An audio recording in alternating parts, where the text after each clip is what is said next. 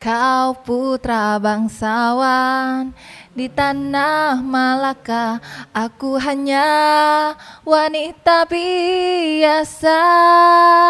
Mana mungkin cinta kita kan bersatu bila ayah ibumu tak restu.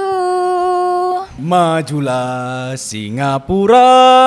Majulah Singapura.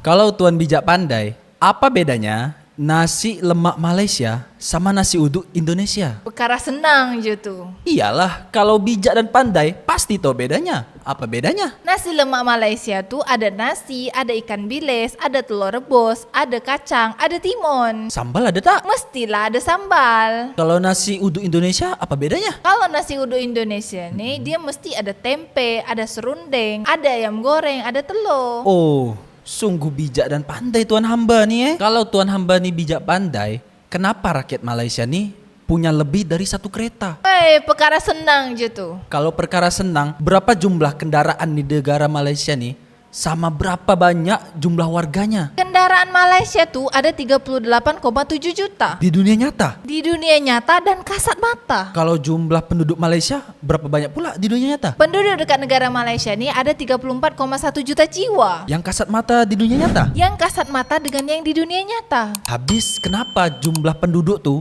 lebih sedikit daripada jumlah kendaraan? Pasal pertama, kedua suami istri dua-dua bekerja. Ramai pasangan perlu kendaraan sendiri untuk bekerja. Oh, jadi suami istri ini sama-sama perlu kereta lah ya? Iya, suami istri bekerja, suami istri pun perlu kereta. Alasan yang kedua, kenapa rakyat Malaysia tuh jumlah kereta itu lebih banyak daripada rakyatnya? Kau putra bangsawan di tanah Malaka, aku hanya wanita biasa. Mana mungkin cinta kita kan bersatu bila ayah ibumu tak restu. Di Selat Malaka, di ujung Sumatera, Cinta hati kita satu dalam cinta. di Selat Malaka, di ujung Sumatera. Cintaku terpisah, ku merana. Nah, dah puas nyanyi Selat Malaka, apa alasannya? Kendaraan Malaysia tuh lebih banyak daripada rakyatnya. Sistem pengangkutan umum di Malaysia itu sangat terbatas. Macam bas, kereta api itu tidak menyeluruh di kawasan-kawasan tertentu. Amboi, Tuan bijak pandai. Selanjutnya apa alasannya? Fungsi kendaraan dekat Malaysia tuh berbeda. Kereta atau mobil itu untuk pergi kerja. Tapi kalau kereta MPV itu untuk keluarga. Terus motor tuh untuk apa? Motor tuh digunakan untuk menghindari kemacetan lalu lintas. Kalau orang Malaysia tuh bilang jam. Alasannya tuh apa lagi?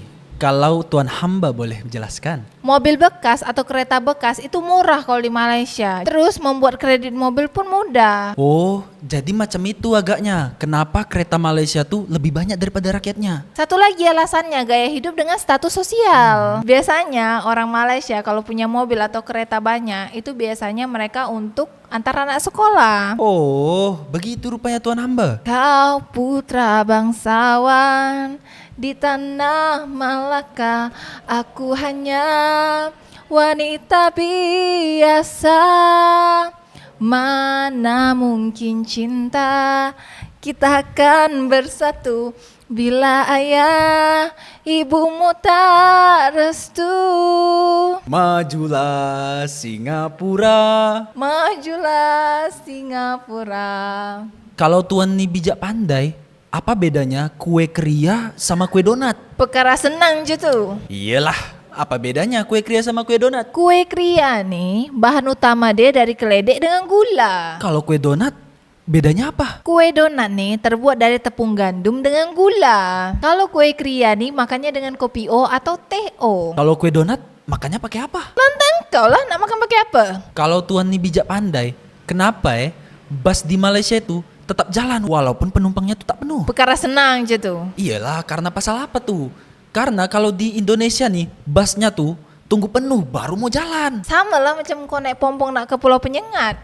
Kena tunggu penuh dulu baru kau boleh jalan. Iyalah, tapi pasal apa nih? bus di Malaysia itu tetap jalan walaupun penumpangnya belum penuh. Sebab bus dekat Malaysia nih, dia nih jalan ikut jadwal. Jadi belum penuh pun tetap jalan. Oh, macam tuh. Kalau dekat Indonesia nih, dia nih tergantung pendapatan. Jadi kalau penumpang dia banyak, pendapatan dia pun banyak. Kalau dekat Malaysia? Kalau dekat Malaysia nih, sistem gaji supir bus dia dibayar dengan kerajaan. Wih, canggih. Jadi penumpang bus belum penuh, bus tetap harus jalan. Sungguh bijak pandai lah tuan hamba nih. Kau putra bangsawan di tanah Malaka, aku hanya wanita biasa.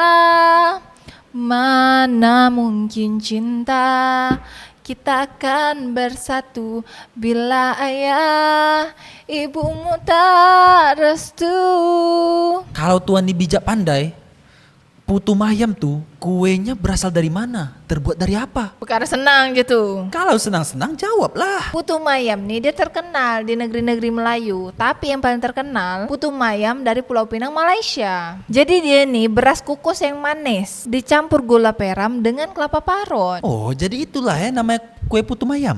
Putu mayam dengan putu mayang itu berbeda. Ada yang namanya putu mayam sama putu mayang. Tepat sekali Tuan Habe. Kalau tuan ini bijak pandai, kue akok tuh berasal dari mana? Perkara senang gitu. Iyalah, kue akok ini berasal dari mana? Sama terbuat dari apa? Kue akuk nih berasal daripada Kelantan, Malaysia. Kue berunsurkan telur, manis dan lemak. Masak dia nih dengan cara tradisional. Itulah kue akuk. Nah, kalau tuan ini bijak pandai, bahulu Kamboja nih berasal dari mana? Nah, kalau tuan ini bijak pandai, kue bahulu Kamboja tuh berasal dari mana? Perkara senang gitu. Iyalah, bahulu Kamboja nih berasal dari mana dan terbuat dari apa? Bahulu Kamboja nih banyak di negeri-negeri Melayu. Tapi kue bahulu Kamboja yang pernah aku rasa itu kue Kamboja yang ada dekat Selangor, Malaysia dengan Tanjung Pinang. Bahulu Kamboja nih, kalau tak salah, kuenya dibakar kan? Kue bahulu Kamboja nih memang dia nih dibakar dan biasanya dia nih pakai daun pandan. Tapi di Tanjung Pinang nih, kue bahulu Kamboja ada yang jual. Di Tanjung Pinang, jangankan bahulu Kamboja, bingka pun banyak. Wih, bijak sungguh lah tuan hamba nih. Kau putra bangsawan di tanah Malaka, aku hanya wanita biasa. Mana mungkin cinta kita akan bersatu bila ayah ibumu tak restu. Majulah Singapura. Majulah Singapura.